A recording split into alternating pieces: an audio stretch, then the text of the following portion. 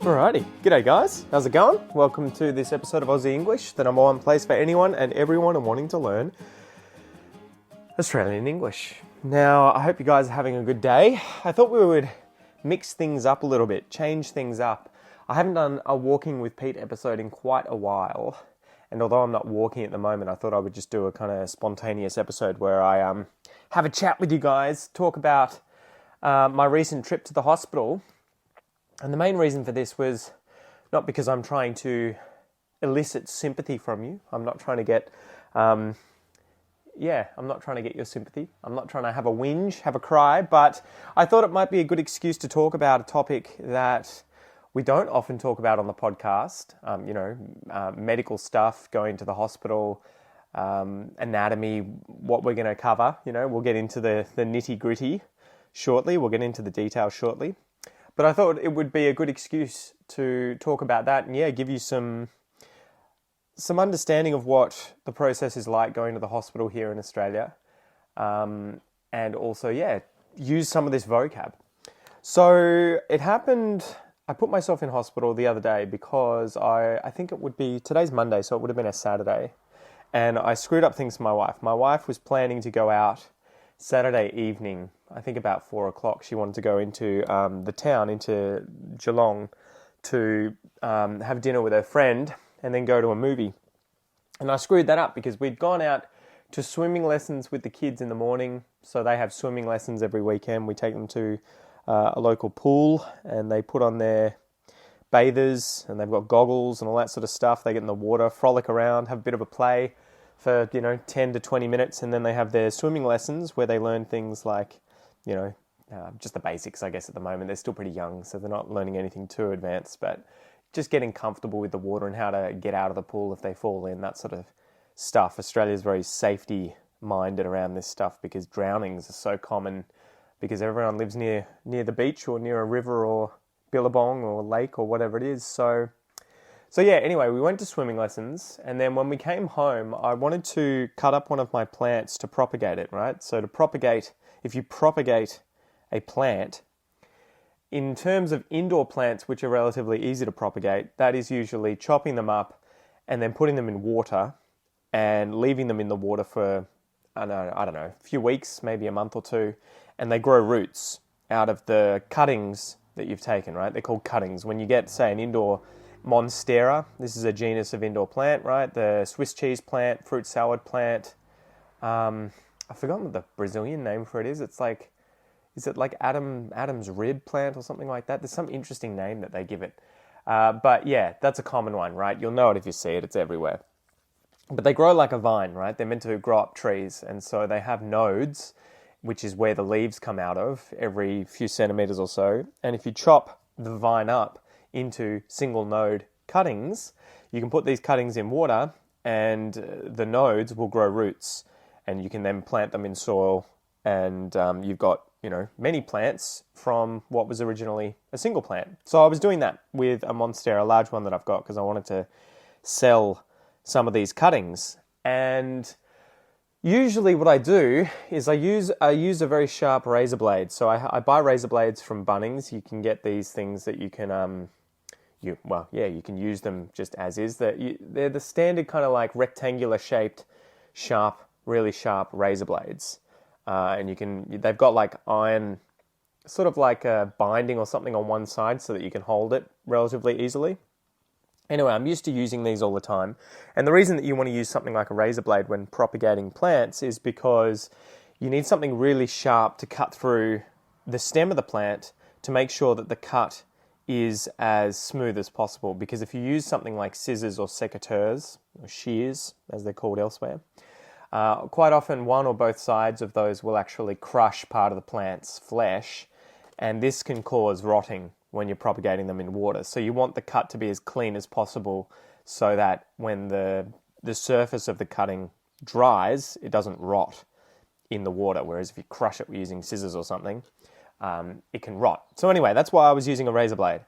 What I wasn't using was gloves. because I had too much confidence. So I was chopping through this Monstera's stem, and I'd gotten through a few nodes, and there was one that was being particularly troublesome. It was a bit tough. I think as you work your way down from the newer part of the plant down to the older part at the bottom of the plant, it tends to get woodier and harder to chop through. So I was using my left hand to kind of hold the node in position, whilst trying to wedge, sort of like seesaw, move back and forth the razor blade through the stem of the plant. And it kind of crunches through it. The consistency is kind of like a fibrous carrot, so when you go through, that kind of crunches, but it's sort of carrot kind of consistency. Anyway, all of a sudden the stem snapped. It kind of gave way when I was about 3/4 of the way through, and I wasn't expecting it, and I ended up pushing the razor blade all the way through and into my hand. And initially I was like, oh, I've just bumped it into my hand, but I stopped it in time and I haven't cut myself. But then when I looked down, I could see fat and muscle in my hand and a big gaping wound. So I walked over to the sink and went incredibly quiet. My wife and kids were in the lounge room as well, and they were just doing their thing. And my wife looked over, Kel looked over at me and was just like, what's going on? And I was washing my hand under the sink and then had another look at it and could see I had about an inch and a half cuts, and maybe 4 centimeters, maybe 3 centimeters in my hand. And I could see the tissue of my muscle and tendons and some of the fat in my hand through the cut, so I knew immediately I needed stitches. Because although obviously you could just leave it, you're likely to get an infection if it's not sealed. And I was using a razor blade that I was using to cut up plants that are sitting in soil, so it's probably not great. It's not ideal. And also, if you don't get the cut closed over, you'll end up with a massive scar, right? So, you think about warriors back in the day, people who were fighting in wars with swords and everything like that. They got cuts and they lived and survived getting these huge gashes and cuts and everything, but as a result, they ended up with massive scars because the wound tends to stay open and then heal slowly. So I wasn't really keen for that. So I kind of took a deep breath and tried to stop freaking out. I disinfected my hand straight away. So I had like I have isopropyl alcohol in the cupboard that I use usually to disinfect the razor blades between cutting up plants. So I just poured that on my hand. That stung like a bitch. That really, really stung. But, I needed to disinfect it. Put a Band-Aid on it, and then I wrapped a bandage around it. And I happened to have some sort of small bandages nearby, which I'd bought for another reason, but we'll go there another time.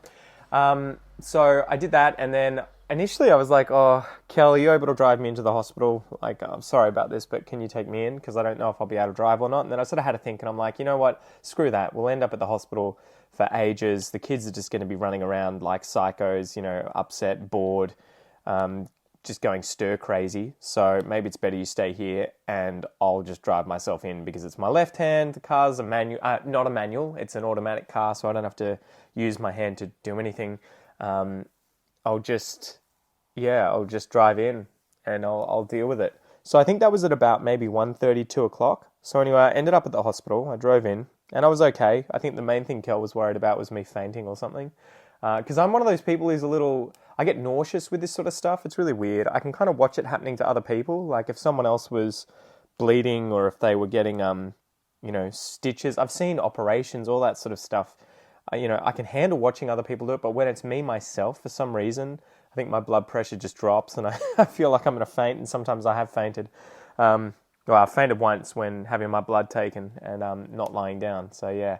Anyway, I was feeling, sort of okay. So I drove into the hospital, parked, and I went into emergency. So obviously, this is going to be the same everywhere around the world. If you hurt yourself, typically you go to the hospital, and if it's something really serious that needs to be kind of dealt with then and there, that day, right? It's not a splinter or a bruise or something that, while it may need attention, isn't pressing. something that's serious, you walk in. And so when I walked into the hospital, they have these two kind of like colored arrows on the ground as you walk into emergency. The red one is the one that you're meant to take first, and it takes you up to the nurses where they look at your wound, whatever issue you've got. They hear, you tell them what the problem is, and then they triage you. So they give you a kind of a ranking of how serious your issue is and how quickly it needs to be addressed, right? Because obviously if you've been shot and you're bleeding out, you're going to be triaged at the most serious level so that you can see a doctor immediately. Whereas if you've got like a cut like me, it's probably the least serious, the least life-threatening, and so you can, be triaged as, of least concern. So anyway, the good thing was when I walked in, I noticed instantly that there was barely any people there. So I was like, thank God, I'm not going to be here for the entire night sitting around waiting for this to happen. Because I remember during COVID, our kids a few times had, I think it was Noah. Noah had really bad fevers one day, and he was getting them like every 2 hours.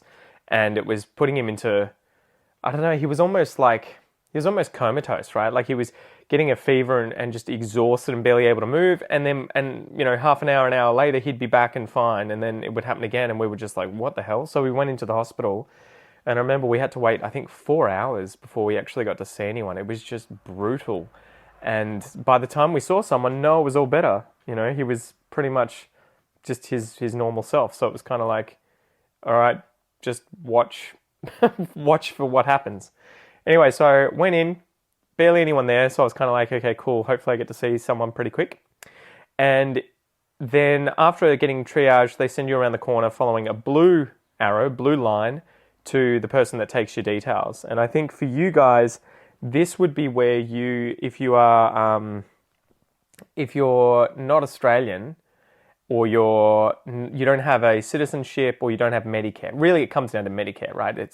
Which is automatic if you have a permanent resident visa or you are a citizen. If you don't have Medicare, you have to go around that corner, and you'll probably have to give them your healthcare, your health insurance information, and or contact information. And I think if you don't have insurance, you may have to pay a fee. I remember when I went we were in Wodonga, and I had something stuck in my foot because I stepped on something in the ocean, and I thought I had a sea urchin's spine or something stuck in my foot. I went to the hospital there, and I remember seeing a sign saying if you didn't have Medicare, you had to pay, I think it was $850 up front. So it can be quite significant. If you don't have health insurance and you don't have Medicare, be aware that if you go to emergency just to be seen by a doctor, it can be quite a significant fee. So yeah, I went, gave them my information, then they sent me to the room where I had to wait. And I was in the fast track room, so they put me in there. I'm sitting down, but it was just full of people. It was a very small room, and there was like a person in every single chair, and I was kind of feeling a bit nauseous at that point, because I'm like, I was just sort of like, oh my gosh, I hope I haven't done nerve damage. I hope I didn't hit the bone. I hope it's not going to be serious. What if I need surgery? I was getting in my own head, so I ended up freaking out a little bit. Not that bad, but I was like, you know what? I'm going to try and go outside and just get some fresh air and walk around. The other thing was I have to wear a mask, right? When you go into the hospital still, you have to wear masks, and it was just a bit hot in there, and especially with a mask on your face, you just feel a bit claustrophobic. So what I did was, because I wanted to wait outside, I went and spoke to the people that were via that blue arrow around the corner where they were the ones taking your details. And I just said, can I ask you guys to give me a phone call when the doctor's ready? And they were like, yeah, sure, no problem. So that's an option for you too. Just be aware that if you go to the hospital and there's loads of people around and you don't want to necessarily wait inside, another reason may be that you don't want to get ill, right? If there's people with COVID or other infectious diseases in there, perhaps you don't want to just be sitting around near them, breathing in what they've, exhaling. So I asked if I could just go wait outside in my car and chill out there, and they could just call me. And the guy was like, yeah, it'll be a no number. It'll come up when they're ready, and just walk in. So I went and waited in my car and was just reading a magazine for about 20 minutes, maybe half an hour. And then I got a phone call and had to come in. So I went through the door into the next sort of area. And this was a waiting area, but with nurses and doctors. And they were attending 3 or 4 patients that could sit down there, in that section. the nurse was a young Chinese, woman of Chinese heritage. She'd come from China, so I was like, ni hao ma. I was showing her a bit of my Chinese. And I think she must have been pretty new. And she was looking at my hand, and the wound had kind of closed up at that time. And it looked a lot less serious than it actually was, because the edges had kind of come together and the blood had dried, and it looked like, just a little cut. And she was like, "Oh, you may be okay, but I'll go get the doctor who's in charge of this stuff to come and have a look, and then we'll let you know." He came through probably about 20 minutes later and had a poke around. So he was like, "Do you mind if I have a look? Do you mind if I have a poke around?" Meaning, can I prod and poke your hand? And immediately he just opened it up, right? He just used his fingers to separate the skin, and he was like, "Look, you can see fat, muscle, tendons. He definitely needs stitches." So that guy then buggered off, and they had me come around a corner and wait in another area near the rooms. And the thing that kind of freaked me out a little bit was they were like, "Look, it's pretty busy, and there's loads of people here at the moment in the rooms. Can we just do this in the seat here? Like, if we just bring the equipment out, can we just sew your hand up here?" And I would have been okay with it if it was going to be fast, but it was going to take quite a while because it was this young girl, Hui, it was her first time sewing up a wound, and I was like, you should learn, do it on me, go for it. So they ended up going and finding a room, and another 20 minutes later, I went in and lay down, and they, had at it. So I think the first thing was giving me an anesthetic. They had to Hui had to push a needle in from the back of my hand to the front of my hand and pull the needle backwards as she injected anesthetic, I think, from memory. And it kind of stung a little bit and then went a bit hot, and then I couldn't feel anything. And that entire part of my finger, from the sort of palm all the way up my finger, just went numb. And I could feel pressure and everything, but I couldn't feel pain. Just like going to the dentist when you get the anesthetic in your mouth and you have a filling or something. It's that same sort of feeling, obviously. So that was interesting. I didn't realize they were going to have to come in from the back of the hand. And the reason for that was that apparently the front of the hand is obviously where all the nerve endings end, where they all come to. So it's a lot more sensitive. And so they were like, it's actually less painful to go through the back of the hand than the front of it. They did that. Waited 5 minutes for the anesthetic to start working and for the numbness to kind of creep all the way up my finger and everything. And then she got the needle and thread out and started doing the stitches. So I think I only actually got one stitch. They were thinking about two, but it looks like it's only one, and there's glue on either side of the stitch. The thing that kind of freaked me out whilst this was going on was that the entire time the main doctor was telling her all about everything. Right, like kind of explaining everything that was going on, the different parts of my hand that he could see, what she was meant to be aiming for, what to avoid. When you put the needle in here and you're doing the anesthetic, make sure you don't hit the bone. If you hit the bone, you're going to hear this kind of a sound or feel this kind of a thing. And I was just like, oh my God, I really don't want to be thinking about this. But at the same time, it was good that she got to do this and got to learn, something that is an important skill for doctors. She put the stitch through, so they use this curved needle, and it comes in at kind of like a 90-degree angle under one side of the cut, and then goes through the next side of the cut and loops, out, and then they tie a knot, pull it tight, and it closes the wound over with that stitch, right? The annoying thing was that as she was doing it, she'd almost finished, and she accidentally pulled the thread the entire way through the wound, right, before she tied it off. So she had to start again. But I think she just used the same holes, and it was pretty quick to finish up. The only weird thing here, like at this point I could feel the pressure and the movement, but it didn't really hurt. It stung a little bit. I think the anesthetic probably hadn't completely worked in all the different area that was getting treated, because it did sting a little bit towards the end there. But to be honest, it was, the kind of pain of popping a pimple or pinching yourself, really. It was not bad at all. It was just interesting feeling my skin moving around and getting pulled and prodded and then tied together. And then after that, they put some tape on it and it was all good to go. The cool thing was I was kind of like, do I need to come in and have this stitch out? Is it going to dissolve? What's the deal? And the guy was like, look, you got a single stitch. You can come in next Friday. That's when I would recommend getting it out, 6 days. And he was like, but it's a single stitch. And I said, can I just take this out at home? Like, to be honest, I feel like it's something I can do at home instead of having to drive half an hour to the hospital, hang around for however many hours or hour or whatever, wait for a doctor to be available, for him to then just come and literally, I imagine it would be a 10-second process. This feels like a massive waste of resources and time. Can I just do this at home? And he was like, yeah, I'll give you the equipment. So he ended up giving me the forceps, scissors, and a razor blade, a curved one that you can use to sort of flick up and under the line, and it cuts it. So it's kind of like a hook with the inside of the hook sharp and the outside blunt. So it can hook the thing and cut it. So I'm just going to watch a YouTube video, to be honest, and then do it on Friday, probably Friday afternoon or something. But the good thing is, the interesting thing was that it didn't hurt when I cut myself, right? So I must have done it so fast and it was so sharp, being a razor blade, that there was like zero pain. Initially, I just thought I whacked myself. And then it didn't bleed very much. I kind of just put pressure on it, put a Band-Aid over it, and kept my fist closed, and it didn't bleed a lot. So I hadn't hit, arteries or veins, fortunately. They asked me those sorts of questions. One thing to note, they were like, you should have taken a photo as you'd done it. And I was like, I wasn't really thinking about that. But they were like, if you'd taken a photo, we would have seen instantly what the issue was and we wouldn't have to prod around or anything. So next time you guys end up hurting yourselves and going to the hospital, try, if it's something like that, a cut or something, and they're concerned about how deep it is, take a photo of it.